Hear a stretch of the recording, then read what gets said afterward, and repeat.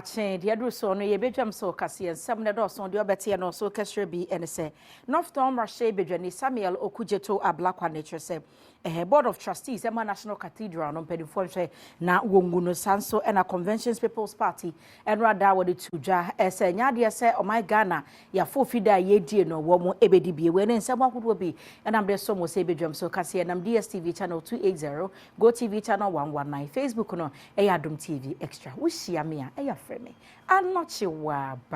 Adra say 170 monomede to so amount.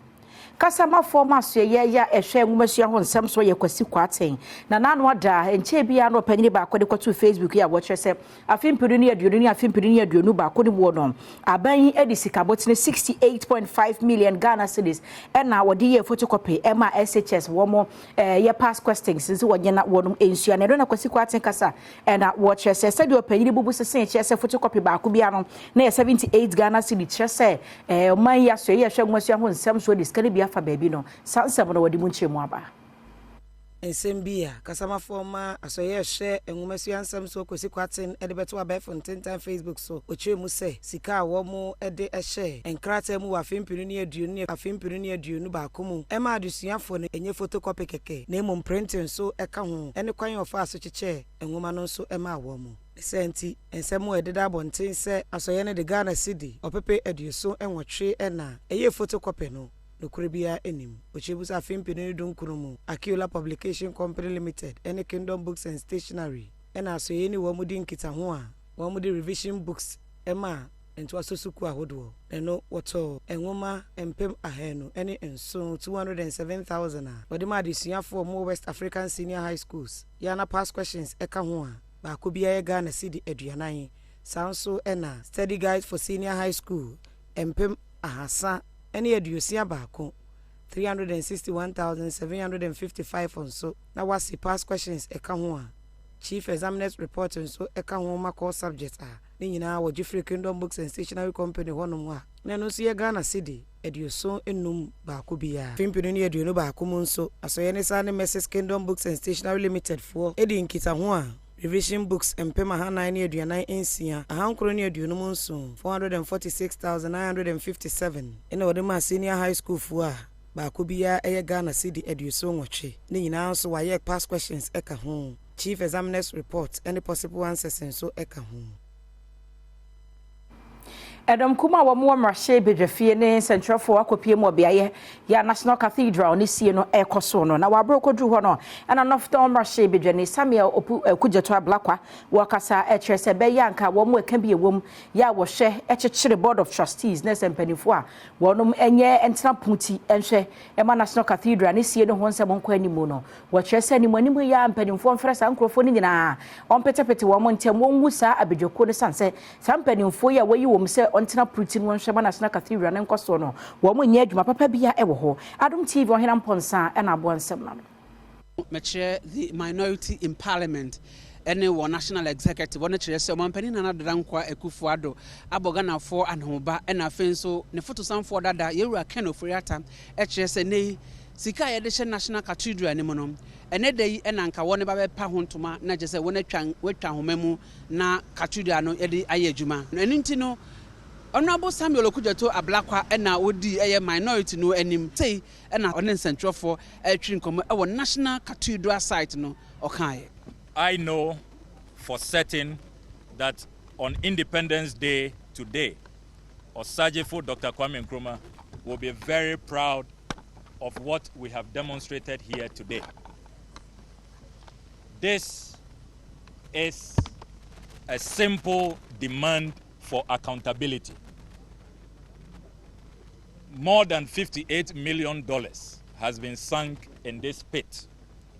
Our taxes, and we have every right, particularly on the day that the president told us in Parliament and assured the country and the Almighty that this project, valued at $450 million, will be commissioned. We are demanding that the Board of Trustees of the National Cathedral should be dissolved without delay. We also demand that the National Cathedral Secretariat should be immediately closed. So far, this secretariat has received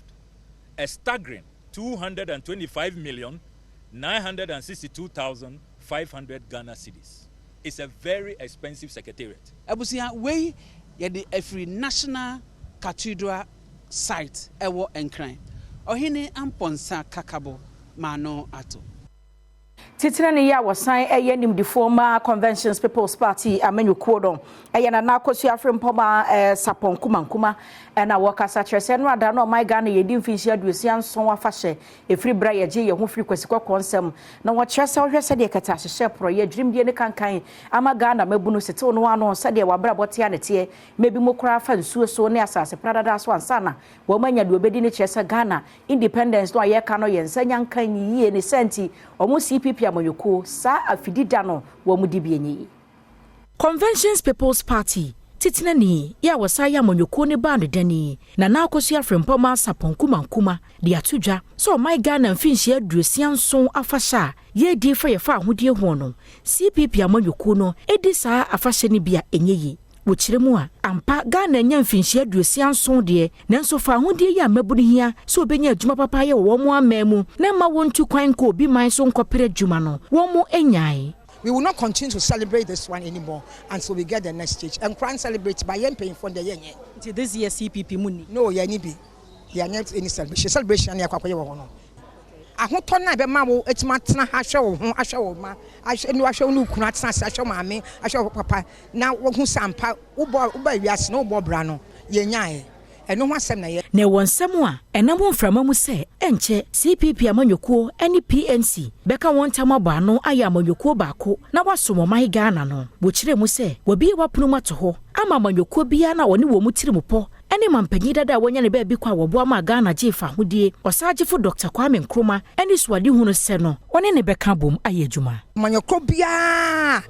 yeguso a woni beka ho bia ababia no bebre nkofo bebre patcham mama me 2 months why mama me 2 months somebody who what will happen in this country mama me 2 months pet ye share beka about eku a eka bom eni de ekọ na ni. They say what we are doing now, and he said, "Mwamunim situation no." They see no, ya picture ye ho. Now we are asking the country on this day to pledge allegiance against corruption. Na nakosia sapoma kumankuma wasan ede nsemu tuja na wo kyerese ohaw ba ko mu ye bia ya osagefo Dr. Kwame Nkrumah sese na mu no da ne wo mso munim se honom ye bia wa bia mato mo manfo behwe wani so ade se tourist attraction site nanso nka bia ya emu ni da no wankasa de be ya kampanifo nye ho na nya ba bia bewura ho mpa je so ya amamra ne amane ansa no watimi de wani akohwe bia ya wode no ato no asapon kumankuma awo ye CPP amanyukuo no dwemtenani ade nsem yitudwa ewo Kwame Nkrumah Mausoleum wabra na wogunsa asra mampanyi dada wonya ne ba bi ko ensem hyira na ne woni nsenchofo adi nkita ho ne ho ene wo shreka bi womfo se party ni nim paasa bia ya mampanyi dada osagefo Dr. Kwame Nkrumah wo pe ne krabe no wabie moto ho ye omanfo ba behwe wo mani so ade de nanso kebe ya bia ye poti ya okunini amu ne da ne de enkampanimfo nye ho kyese ban mu ya so obenya akwanya wura ho a yese mpanimfo ya amamra ne amane agunsa ansa na wawuram sede nei emuda ho a enkwada ne mpanimfo nyina timi bowura ho no enhye panyini no animonyam kra hana ye the sacred place and ye papa ato no yan kodu area ha se na be ya se obi ba ha there will be that reverence na ye de ma ye painful no ko be oda no he is embodying the spirit of the African, that spirit, the soul of Africans, that we are capable, that the African personality is embodied in this man here. So people come up from the whole world. That's why Biaba has said no. And for that reason, he should feel a certain presence. Say ora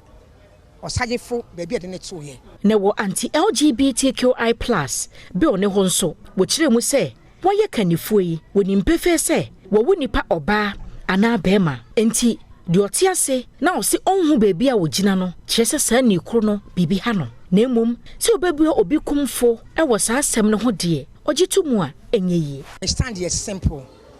There's basic human rights. It's basic human rights no. I was say yehwe memeba Sabi impredia me wo me ba na me ba ye queer ano ye problem a menchine ntum. But I will make sure say me ba no me na go through a process. Process no be me hu say ye born ni bia no or say otimi or ye bema or ye bema or your ba ye born na who feel so ye ba ni bema ye problem. That's how I feel. Yen free ho na yen ko bono mantem no emo na so mail ba ko ye wo ho brekum eja hurunhura ma ne ho ne so ho ma ka de sika ne ajapade ya hyen de million be edumienu o my Ghana sikam 12 million cedis ene ebetumi aka se ahye na opanyire ba kwa no ho na ni kuratwa wi sina ne hwene santem mo ne adom ka se ama ne bofo echeche nkomo no wo chese eja no kwan ya fa so fra se de wo mu ntumi nchire dan so obo wo mode bia so obedum no fire service fo kra bedu ho ne so esa adan hodo bi ni o manfo ajapade sisi kwan mu nti na onya kwan ntwamu ma medum gya no a edu so bedu ho no na bibia ahyewi on ma semni siye wo hunu biye echemu a asemni siya umachi na nso opemsu biya senka obedum gyayi a anyeyi kira sede na jana no siye den no wantimi anye wo hwe ewo muse dum gya adwuma ekonu beduru ho ntem de na nso adan a omanfo asisi esi ekwan mu no ama wonum enru biya honum ntem say around 2 o'clock I'm sorry abedum so I sometimes so mutashi nwura bi wa ha ti maniti na me bedum so ni hu na menim say nwura na omo hye no me check na ma hu say sa hu si wenye nwura na me di mirika bi pie mbehwe na omo sampipa nwura bi wa ha so that's no na aso nti ama me tu mirika ko frɛ boy na wo sa side na operate sa machine me ko frɛ no anya 3 minutes me buy na jana fire the whole company no na just oya hwia enyi ye bebo fire for about in the sense that time na incident happen ya area how mo shout to say jatum no boys na we area no so me bo mo abaso kese in the sense say o mo bo mo ho modene ansana fire for na eba na fire for no bedu akra na ba bi o mo benya an agina kura ansana mo aba abaji jano na ye big problem won mu aso mehi eye won dia echwechwe niema wudo bia wahwere a eso Ghana city opepe dumienu Canada edu ba bia ana ede kakra efiri ha no kwose ne wifo no ha adwene pa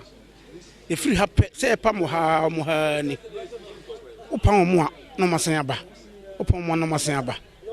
ntimira mzu se kwambiso no wifo no ka ho bi se me wo container wo ho a yade ne ma firi amanane ababegum no fridge be 4 ne home fridge ba ko na etimi 5 no TV home second hand no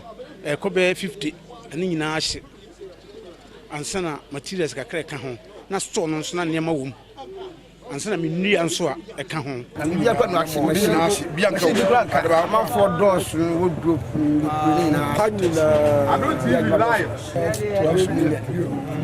12 billion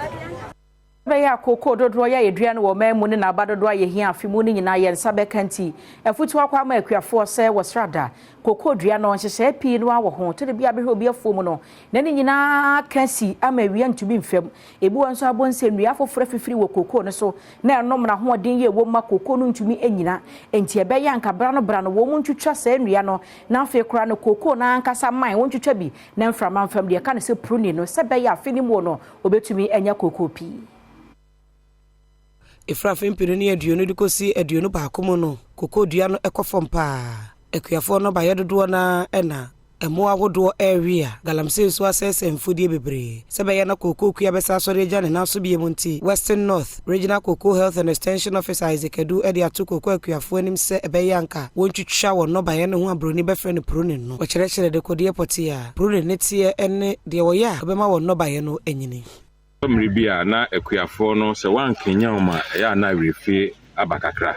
ese abasoba na ema ejapaye nti afi ya factory ho so se koko dua biara eso no ebesiesie no na ama koko no atumi epeja ne mu ama Ghana nso ekoko sema asese abafam no atumi apeja ne mu ya America che ekuafo no se koko farming na ye business bia bi so a friend businessman bia eya o manani ku na business na oyem it meson say ne dia be ombesom no mama omani aku na omane ato kasebom amadwumadi ne atumi atumpon na 1 million metric tons no atumi anya ama omo nso omoboto mayidu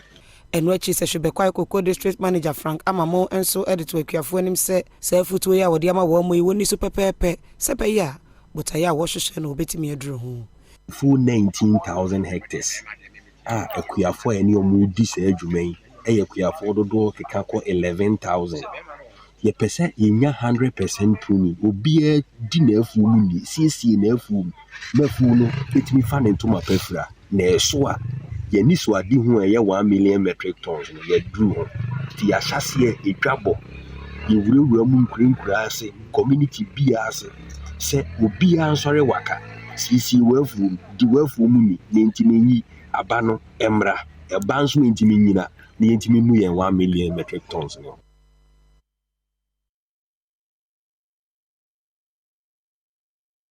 Shiamia, eya frame. Anochi waba. Ajwa sewa. Eneye ya wade de na se yeda ye ho aba no. The bon krata na post online portal no so nsem ebetwa so bedwam so ni enko bebia.